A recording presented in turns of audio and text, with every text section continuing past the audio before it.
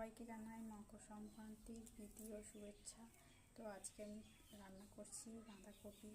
তো দেখো কীভাবে করছি।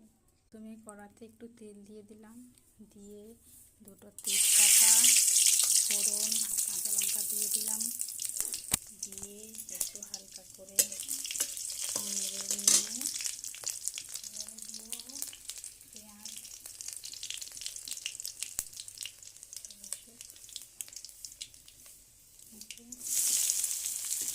দিয়ে দিলাম পেঁয়াজ,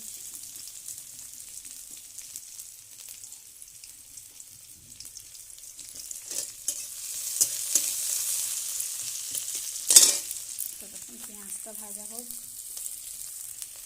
পেঁয়াজটা ভাজা হওয়ার আগে দেখো এখানে আগে থেকে ভালো করে আলু ভেজে রেখেছিলাম। আলু ভেজে তার উপরে বাঁধাকপিটা নুন হলুদ মাখিয়ে রেখেছিলাম। মাখানোর পর আলু ভাজার উপরে বাঁধাকপিটা দিয়ে ভালো করে ভেজে নিয়েছি। ভেজে নিয়ে এবার এখানে কড়াইয়ে পেঁয়াজের উপরে পেঁয়াজটাকে ভালো করে ভেজে নিয়ে তারপরে মশলা দিয়ে ভালো করে কষিয়ে জল ঢেলে সেদ্ধ করতে দেবো।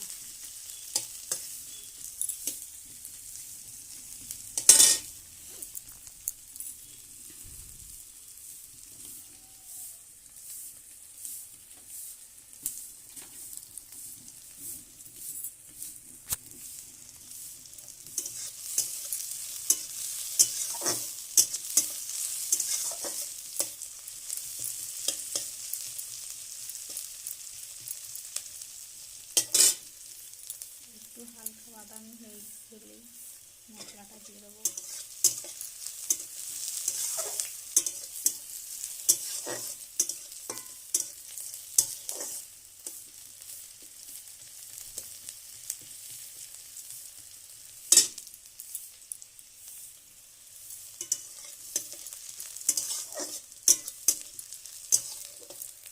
হয়ে গেছে, এবার মশলাটা দিয়ে দিলাম,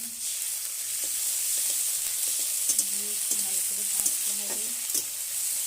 লবণ আর হলুদ লঙ্কা দিয়ে দিলাম। এখন হলুদটা দিলাম না, তার কারণ কপিতে হলুদ মাখিয়ে রেখে দিয়েছিলাম। এবার এটা কপি আলু ভাজাটা মশলার উপরে ঢেলে দিলাম, দিয়ে একটু ভালো করে নেড়ে চেড়ে নিয়ে